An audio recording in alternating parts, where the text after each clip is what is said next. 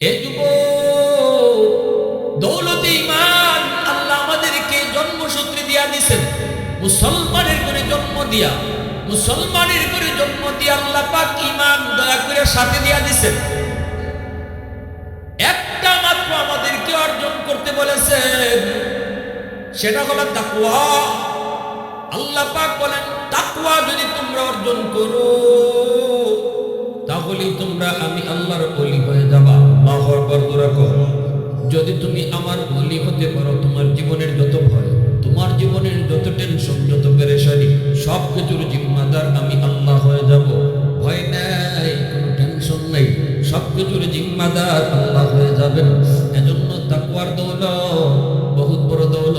যে মানুষটা যত বেশি তাকওয়াবান হবে, তাকওয়া শব্দের অর্থ কি কয়? আল্লাহর ভয়। আল্লাহর ভয় যার অন্তরে যত বেশি থাকবে, সে আল্লাহর তত বড় ওলি হয়ে যাবে। আল্লাহু আকবার। আল্লাহর ভয় যার অন্তরে যত বেশি, সে আল্লাহর তত বড় ওলি। এজন্যই যুবক, তাকওয়ার দ্বারা আল্লাহর ওলি হওয়া যায়। তাকওয়া কাকে কয়? আল্লাহর ভয়। আল্লাহর ভয় কার ভিতরে আছে কেমনে বুঝবো? যেই মানুষটার ভিতরে আল্লাহর ভয়, সেই মানুষটা নামাজ ছাড়তে পারে না। যেই মানুষের মধ্যে আল্লাহর ভয়, এই মানুষটা জিনা বিচার করতে পারে না। যেই মানুষের অন্তরে আল্লাহর ভয়, এই মানুষটা ব্যবসা বাণিজ্যে মিথ্যা কথা বলতে পারে না। ঠিক কিনা জোরে?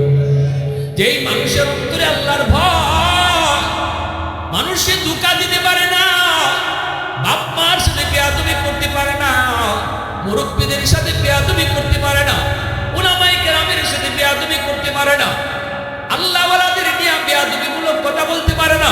যার অন্তরে আল্লাহর ভয়, সে কোনোদিন রমজান মাসে রোজা না রাখিয়া থাকতে পারে না। আওয়াজ দেখো ঠিক কিনা? এজন্য আল্লাহ পাক রব্বুল আলামিন আল্লাহর ভয় যার অন্তরে আছে, এই মানুষটা দুনিয়ার আদালতে ছোট মনে করে, আল্লাহর আদালতকে বড় মনে করে। দুনিয়ার আদালতে ছোট মনে করে, আল্লাহর আদালতে বড় মনে করে। এজন্যই তো মদিনা শরীফ থেকে 300 মাইল দূরের একজন যুবক মদিনা শরীফে আসবে। খলিফাতুল মুসলিমিন, আমিরুল মুমিনিন হযরত ওমর ফারুক রাদিয়াল্লাহু তাআলা আনহুর জামানার ঘটনা। যুবক ঘোড়ার পিঠে সওয়ার হয়ে রওনা দিয়ে দিল। মদিনা শরীফের কাছাকাছি পৌঁছে যুবক বিশ্রাম নিল একটা খেজুর বাগানে। প্রচন্ড রোদ, এই রৌদ্র থেকে বাঁচার জন্য খেজুর বাগানে আশ্রয় নিল। খেজুর বাগানে সে একটু বিশ্রাম নিল, ঘোড়াটা বেঁধে রাখলো। কিন্তু ঘুমন্ত অবস্থায় ঘোড়াটার রশি ছিঁড়া পাশের একটা জমিতে যায়। এই জমির মধ্যে ছোট ছোট চারা লাগানো ছিল, চারাগুলা নষ্ট করে ফেলতেছে। যুবক তো ঘুমন্ত, সে জানে না। জমির মালিক জমি দেখার জন্য আসলো। আইসা দেখি তার লাগানো ছোট ছোট চারাগুলা এই ঘোড়াটায় সব শেষ করে ফেলছে, নষ্ট করে ফেলছে। মালিকের তো একটু মন খারাপ হবেই। মালিক একটা পাথরের টুকরা হাতে নিয়ে ওই ঘোড়ার দিকে ঢিল মারলো, মাথার মধ্যে পড়লো। মাথা ফাইটা রক্ত বের হয়ে ঘোড়াটা এখানে পইরা গেল। এইবার জমির মালিক টেনশনে পড়ে গেল, হায় আমি তো ঘোড়াটারে মেরেই ফেললাম, আমি তো বুঝি নাই ঘোড়াটা মরেই যাবে। হায় হায়, মাথার মধ্যে লাগলো, মাথা ফাইটা রক্ত বের হয়ে মরলো। বুড়া মানুষটা জমির মালিক একটু করে ওই যুবকের ঘুম ভাঙলো। বুড়া খুঁজতে খুঁজতে এসে দেখে তার বুড়ার লাশ। পাশে একটা বুড়া মানুষ এসে, আমার বুড়াটারে কে মারলো? জমির মালিক কই, বাবা বুড়াটা তোমার। কেন মারছেন? আমার জমির এই চারাগুলা মাত্র লাগাইলাম, তোমার বুড়ায় সবগুলা চারা নষ্ট করে ফেলেছে। এজন্য আমি রাগ করে একটু গুসা হয়ে একটা ঢিল মারছি রে বাজান। আমি বুঝি নাই তার মাথাটা ফেটে যাবে আর রক্ত শূন্য হয়ে পুরোটা মরে যাবে। এটা বুঝতে পারি নেই বাবা, একটু বোঝার চেষ্টা করো। আমি মারবার জানে মারার নিয়তে কিন্তু ঢিল মারি নেই, আমি তো একটু গুসা করে রাগ করে মারছি। এই কথা বলতে যুবকের একটু গুসা উঠে গেছি। যুবক কয়, আমি এখন মদিনা যাইব কেমনে? তুমি যে আমার এই বাহনটারে মেরে ফেলেছ, এখন আমি মদিনা যাবো কেমন করে? এই কাজটা কি তুমি ঠিক করছো? ওই এই বুড়া মানুষটারে সে একটা ঘুষি মারছে, ঘুষি মারতে এই বুড়া মানুষটা পিছন দিক দিয়ে পইরা গেছে। পড়তেই তার মাথাটা পড়ছে একটা পাথরে, পাথর পড়তে বুড়া মানুষটার মাথাটাও ফাইটে গেছে। এই মাথা ফাইটা রক্ত বের হওয়া শুরু হয়েছে, রক্ত শূন্য হয়ে এই বৃদ্ধ মানুষটাও এখানে মরে গেছে। এখন তো যুবক অবাক, হায় আমি তো মারা হত্যা করার জন্য এরকম আঘাত করি নাই, জানে মারার লাগে তো আমি মারি নেই, হায় হায় আমি এটা কি করলাম, আমি তো এখন খুনি হয়ে গেলাম, আমি তো মানুষের খুনি হয়ে গেলাম, আল্লাহর আদালতে আমি খুনি হয়ে দাঁড়াবো না গো না, আমি আল্লাহর আদালতে খুনি হয়ে দাঁড়াইতে পারবো না, না না না, হায় আমি কি করলাম, ও মালিক আমি কি করলাম, আমি তো ইচ্ছা করে মারি নাই, আমি তো ইচ্ছা করে তারে মারি নাই, কিন্তু হয়ে তো গেছে, খুন তো হয়ে গেছে। যুব মনে মনে কয় আমি উমরের আদালতে নিজে নিজেই ধরা দিয়া দিব, তবু আল্লাহর আদালতে আমি আসামি হইতে রাজি না। আল্লাহু আকবার জোরে কও। দুনিয়ার আদালতে আমার বিচার যা হয় হোক, তার দিলের ভিতরে ছিল আল্লাহর ভয়, দিলের ভিতরে ছিল তাকওয়া, ঠিক কিনা জোরে কও। আমাদের জমানায় মানুষ খুন করার পরে আর আসামি খুঁজে পাওয়া যায় না, লাশ পড়ে রয়েছে, কে মারছে খবর নাই, বরং দেখা যায় যে মারছে হে আর কান্দে, যে মারছে হে আর কান্দে, যে মারছে হে কে উল্টা আরো মামলা করে, আমার আমার ভাতিজারে কেডা মেরে গেছে, আমার শাসারে কেডা মেরে গেছে, উল্টা মামলা করে বাঁচবার লাগে। আমাদের দেশে আসামিরে ধরবার লাগে বিদেশি কুত্তা লাগে, ঠিক না? হ্যাঁ, কারণ আমরা দিলে দিতে আল্লাহর ভয় বেশি, তো এজন্য আমরা তো খালি ফাঁক বুক খুঁজি কেমনে বাঁচা যায়, আল্লাহর আদালতের ডর নাই। আমি দুনিয়ার আদালতে বাচ্চা, আল্লাহর আদালতের আসামি হইতেছি। দুনিয়ার আদালত ছোট, আল্লাহর আদালত ছোট। দুনিয়ার আদালত ছোট, আল্লাহর আদালত বড়। দুনিয়ার আদালতে কোন রকম মামলা ডিসমিস করা যায়, কিন্তু আল্লাহর আদালতে আল্লাহর ঘুষ দেওয়ার সিস্টেম আসেনি। দুনিয়ার জজ সাহেবরে ফোন ফান দিয়া খালাস লওয়া যায়, মিনিস্টারে যদি জজ সাহেবরে ফোন দিলেন, আসামি তো আমার বাতিদার করে হালার করে দুলাভাই, দেখবেন জজ সাহেবের পেট গরম হয়ে গেছে, আসামিরে খালাস দেয়া। বাংলাদেশে এরকম জজ আছে, একটা বোয়াল মাছ খাওয়াইলে আসামিরে খালাস করে দেবে, ঠিক কিনা ধরে হয়। কিন্তু আল্লাহরে মাধবপুরে কেউ বোয়াল মাছ দেওয়ার সুযোগ আছে যে আল্লাহ এই মামলা ধরা খাইলিছি না, একটা বোয়াল মাছ খাও, এই সুযোগ আছে? তাহলে দুনিয়ার আদালত ছোট, আল্লাহর আদালত বড়, ঠিক কিনা ধরে বলেন। যে মানুষটার অন্তরে আল্লাহর ভয়, যার অন্তরে আল্লাহর ভয়, যার অন্তরে তাকওয়া আছে, ওই যে তাকওয়ার কথাটা আল্লাহ বললেন, তাকওয়ার গুণে মানুষ আল্লাহর বলি হয়। এই তাকওয়া যার অন্তরে আছে, সে কোনোদিন অন্যায় কইরা, অপরাধ কইরা, মানুষের চোখে ফাঁকি দিয়া কোনোদিন অন্যায় করতো না, মানুষের চোখে ফাঁকি দিয়া কোনোদিন অপরাধ করতো না, কারণ তার দিলের ভিতরে আল্লাহর ভয়। কেউ না দেখলেও দেখেন কে? আরো জোরে আমার ভাইরা বন্ধুরা, যুবক, এই যুবক তো পারতো এখান থেকে বাঁচতো, যদি বাইককে যাইতো তাহলে তারা কে পাইতো? কেউ তো এখানে নাই। সে যে এই বৃদ্ধ মানুষটারে খুন করেছে কেউ দেখে নাই, কেউ শুনেও নাই। সুযোগ ছিল তার এখান থেকে বেগে যাওয়ার, সুযোগ ছিল এখান থেকে পলানোর, পলায় গেলে কেউ তারে পাইতো না। এই বুড়া মানুষটার আত্মীয় স্বজন, বুড়া মানুষটার ছেলে পেলে যদি আইতো, আইয়া শুধু লাশটা পাইতো, খুনিরে পাইতো না, কিনা জোরা করো। কিন্তু এই যুবক মনে মনে চিন্তা করলো, আমি যে খুন করছি কেউ না দেখলো, দেখছেন কে? আরো জোরে বলে, রাতের অন্ধকারে আমি মানুষের চোখে ফাঁকি দিয়ে অন্যায় করলাম, কিন্তু দেখেন কে? পানির নিচে গিয়েও যদি অন্যায় করে দেখেন কে? দরজা বন্ধ করে অন্যায় করলে দেখেন কে? পিসাবের চোখে ফাঁকি দেওয়া যায়, আল্লাহর চোখে ফাঁকি দেওয়া যায় না। বাপমার চোখে ফাঁকি দেওয়া যায়, আল্লাহর চোখে ফাঁকি দেওয়া যায় না। পুলিশের চোখে ফাঁকি দেওয়া যায়, আল্লাহর চোখে ফাঁকি দেওয়া যায় না। এর নাম হলো তাকওয়া, এর নাম হলো আল্লাহর ভয়। এই তাকওয়ার গুণ মানুষকে আল্লাহর ওলি বানায় দেয়, তাকওয়ার গুণ মানুষকে চরিত্রবান বানায় দেয়, তাকওয়ার গুণ মানুষকে সত্যিকারের মানুষ বানায় দেয়, ঠিক কিনা জোরে বলে। যুবক, না না আমি যাব না, লাশের পাশে দাঁড়ায় থাকবো। এই লাশের খোঁজ নেওয়ার জন্য, মানুষটার খোঁজ নেওয়ার জন্য কেউ না কেউ তো আসবে গো। আসলে পরে আমি নিজে নিজেই ধরা দেব। মদিনায় উমরের আদালতে উচিত বিচার হয়, ন্যায় বিচার হয়। আমি বলবো আমি ইচ্ছা করে মারি নেই, আমি বলবো আমি ইচ্ছা করে খুন করি নেই। এরপরেও যে বিচার হয় এই বিচার আমি মানব। মালিক তুমি তো দেখছো আমি ইচ্ছা করে মারছি না অনিচ্ছায় খুন হইছে। আল্লাহ উমর যদি নাও বুঝে তুমি তো বুঝবাই। যদিও উমরের আদালতে আমার বিচার হয় ফাঁসি হোক, আমি তাতেও রাজি আছি, কিন্তু তোমার আদালতে বাঁচতে চাই। আল্লাহু আকবার জোরে। সন্ধ্যার সময় এই বুড়া মানুষটার দুইটা ছেলে আসে বাবার খুঁজে। আইসা তারা দেখে বাবার লাশ, লাশের পাশে একটা যুবক দাঁড়ায় রয়েছে। আমার বাবারা কে মারছে? যুবক কই আমি। কেমনে কেন? কয় বাবা ভাইরে আমি ইচ্ছা করে মারি নাই, এই সে ঘটনা।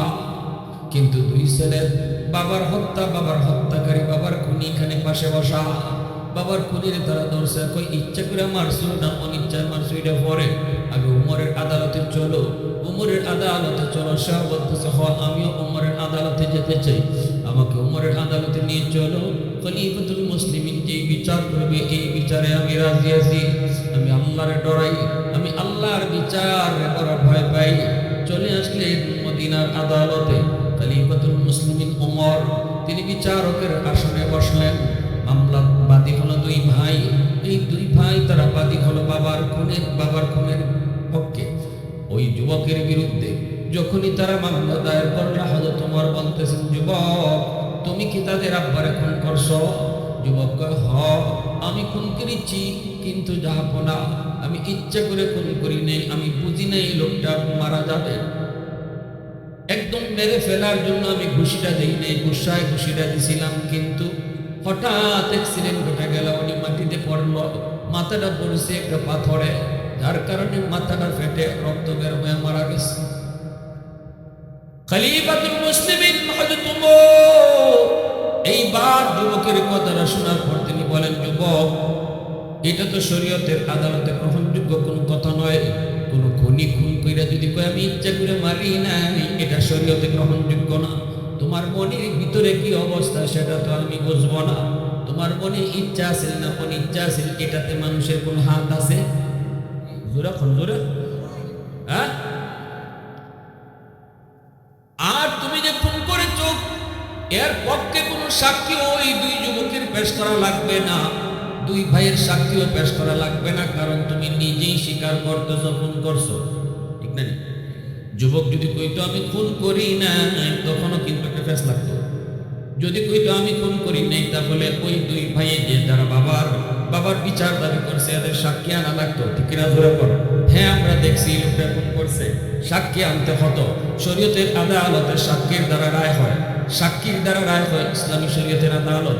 অতএব এইদিকে হযরত ওমর এই দুই ভাইয়ের সাক্ষীও চাইলেন না, কারণ আসামি নিজেই স্বীকার করে নিছে, ঠিক না? ওমর বলে আমার আদালতের রায় হত্যার বদলা হত্যা, খুনের বদলা খুন। রেডি হয়ে যাও, তোমাকে ফাঁসিতে চড়ানো হবে। তুমি রেডি হয়ে যাও, তোমার ফাঁসিতে চড়ানো হবে। এই কথা বললে ফাঁসির রায়, যুবকের বিরুদ্ধে ফাঁসির রায়। হযরত ওমর ওই যুবককে বলতেছেন যুবক শেষ ইচ্ছা তোমার কিছু আসেনি? কও, জীবনের শেষ কোনো ইচ্ছা থাকলে তুমি পূরণ করতে পারো, সুযোগ দেওয়া হবে। যুবক কই আমিরুল মুমিনিন আমার শেষ কোনো ইচ্ছা নাই, তবে একটা ইচ্ছা আছে, যদি আপনি আমার একটু সুযোগ দেন আমি বাড়ি যাই। বাড়ি যাইবেন? 3 সময় দূরে মদিনা থেকে খুনি বাড়িতে গেলে বাড়ির থেকে ফিরত দেখবে কোনো গ্যারান্টি আছে? হ্যাঁ, বাড়িতে কেন যাইবা? আমার বাড়ির পাশে একটা বাজার। এই মহিলা তিনি হাঁটা শুরু করলেন, ওনার পিছনে হাজার হাজার মানুষ উলামায়ে কেরাম। সামনে গেছেন গেটের কাছে, যাওয়া মাত্র পুলিশের তো এরকম বন্দুক রেডি করা। উনি পুলিশের কাছে গেছেন, যাইয়ে নিজের পাঞ্জাবি আমাদের উস্তাদরা যারা ছিলেন তারা নিজের চোখে দেখছেন। তারা বলেন আমরা দেখলাম যাইয়ে হুজুরের টান দিয়া পাঞ্জাবির বোতামটা ছিঁড়ে ফেললেন, বুকটা দেখায় বলতেছেন গুলি করো নাইলে রাস্তা ছাড়ো। আল্লাহু আকবার জোরে হইতেন না? গুলি করো নয় রাস্তা ছাড়ো, গুলি করো নয় রাস্তা ছাড়ো, গুলি করো নয় রাস্তা ছাড়ো। এই আওয়াজ পেয়ে যখন সামনে যাওয়া শুরু করছেন, তখন পুলিশের হাত থেকে কাঁপতে কাঁপতে বন্দুক মাটি পড়ে গেছে। আল্লাহর ওলিরা ভয় করে শুধু কারে? আর জোরে কারে? গুলি করার সাহস হয় নেই। সোজা স্টেজে উঠছেন, মাইক হাতে নিছেন, হাতে নিয়ে দেন এক টিন কেরাসিন, একটা মেস, কৌ যাত্রা শেষ কইতেই টিন কেরাসিন ঢালিয়া মেস দিয়া লাগাই দিছে আগুন। আর গায়িকা নায়িকা নর্তকী যা ছিল সব ডাইনে বামে আতারে ভাতারে তো জান বাঁচাই বললে। এই যে সাহসটা বুকে আইছে, বিন্দু পরিমাণও মরণে ডরান নাই, বিন্দু পরিমাণও ভয় ছিল না গুলির ওয়ার্ডার যেখানে। কারণ তাদের দিলের ভিতরে মানুষের কোনো ভয় নাই, ভয় শুধু কা? আওয়াজ দিয়া বলেন কা? কুতবুল আলম শহীদুল ইসলাম হুসাইন আহমদ মাদানী রহমতুল্লাহ গেলি, ওনারে ইংরেজরা 144 জারি করছে এবং ইংরেজরা অর্ডার দিচ্ছে মদনী যে স্টেজে বাইবা এখানে গুলি করবায়। আজকে এই স্টেজে মদনী রহমতুল্লাহ গেলে প্রধান অতিথি, ইনি আসবেন, বক্তৃতা দিবেন। ইংরেজদের জম যারা বলা হতো, ইংরেজরা যার নাম ভুললে কাঁপত, কুতবুল আলম শহীদুল ইসলাম হুসাইন আহমদ মাদানী রহমতুল্লাহ গেলে, ইনি আজকে এই মাহফিলে আসবেন, এই প্রোগ্রামে আসবেন প্রধান অতিথি। ইংরেজদের সেনাপতি অর্ডার দিয়ে দিচ্ছে মদনীরে পাইলে গুলির অর্ডার। এখন ওরা তো চতুর্দিকে আর্মিরা, ইংরেজ আর্মিরা তারা স্টেজের চতুর্দিকে ঘেরাও করা। কুতবুল আলম তিনি স্টেজের মধ্যে আইসা ছদ্মবেশে উঠে গেছেন, মাইক হাতে নিয়ে নিছেন, মাইক হাতে নিয়ে বলতেছেন যে আজকে আমি এখানে কথা বললেই আমার এক গুলির অর্ডার দেওয়া হয়েছে। ইংরেজদের সকল আর্মিরা কিন্তু বন্দুক রেডি করা, সবের বন্দুক রেডি করা, কিন্তু উনি মাইক হাতে নিয়ে বলতেছেন আমাকে আজ এখানে কথা বললে গুলির অর্ডার দেওয়া হয়েছে। এরপরে কথাগুলা কি বলতেছেন? অতএব আমারে কথা বলতে দিবে না তারা, আমিও কথা বলবো না, আমিও কথা বলবো না। যদি আমার এই কথা বলার অনুমতি দেওয়া হতো তাহলে আমি বলতাম ইংরেজদের বিরুদ্ধে জিহাদ করার যা আইন যার যা আছে তা নিয়ে ঝাঁপাইব। আমাকে যদি আজ কথা বলার অনুমতি দেওয়া হতো তাহলে আমি এই বলতাম সেই বলতাম। আমাকে যদি অনুমতি দেওয়া হতো তাহলে আমি এই বলতাম, আমাকে যদি অনুমতি দেওয়া হতো তাহলে এই বলতাম। বলতে বলতে সব বলা হয়ে গেছে। আল্লাহ আকবার জোরে বল না। এরপরে তাই কইতেছেন, শুনো, আমাদের মুখে গুলি চালাও না, মনে রাখো আমরা কারো না কারোর সাথে সম্পর্ক রেখে চলি। তোমাদের উপর থেকে অর্ডার, তোমাদের উপরে যে আছে, আমরা যার সাথে সম্পর্ক রাখি তিনি তার উপরে। এই কথা কোয়া মাত্রই ওই সময় ইংরেজরা গুলি চালাই দিছে। উপস্থিত আজও তারিখের কিতাবে আছে, কুতবুল আলম শহীদুল ইসলাম মদনী রহমতুল্লাহ আলাইহির বুকের দিকে গুলি চালায়, একটা গুলি ওনার বুকে লাগে না, ডাইনে যায় বামে যায় উফরি দিয়ে যায়, কিন্তু বুকে গুলি লাগে। আল্লাহু আকবার করে বলেন। শেষ পর্যন্ত ইংরেজ সেনাপতি বলতে বাধ্য হয়েছে, থামাও, আর গুলি করো না। আজকে লাহোরের সমস্ত বন্দুকের গুলি যদি হুসাইন আহমদের বুকে করা হয়, আমার যা মনে হচ্ছে একটা গুলিও তোমরা বুকে লাগাইতে পারবে না, অতএব থামো, আর গুলি করা লাগবে। আল্লাহু আকবার জোরে বলেন, আর জোরে আল্লাহু আকবার। প্রশংসা করব কার?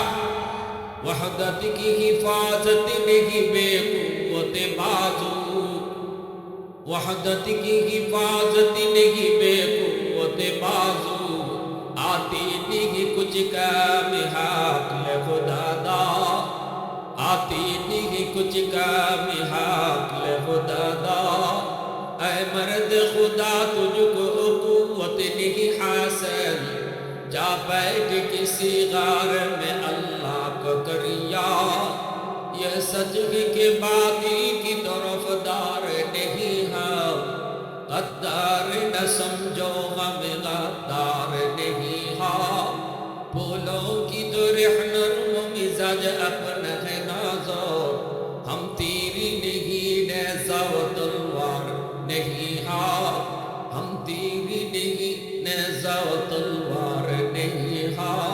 मुसलमान आवाज बोली अल्लाहु अकबर, और ज़ोरे बोली अल्लाहु अकबर।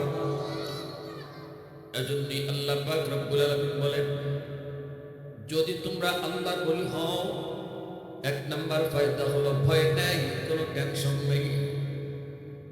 কেমনে তোমরা আল্লাহর ওলি হবা? আল্লাহ পাক বলেন আল্লাযীনা আমানু ওয়া কানু ইয়াত্তাকুন। দুই কাজের মাধ্যমে আল্লাহর ওলি হওয়া যায়। কয় কাজের মাধ্যমে আল্লাহর ওলি হওয়া যায়? একটু জোরে বলেন কয় কাজ? আল্লাযীনা আমানু ওয়া কানু ইয়াত্তাকুন। এক নাম্বার হলো ঈমান, দুই নাম্বার হলো তাকওয়া।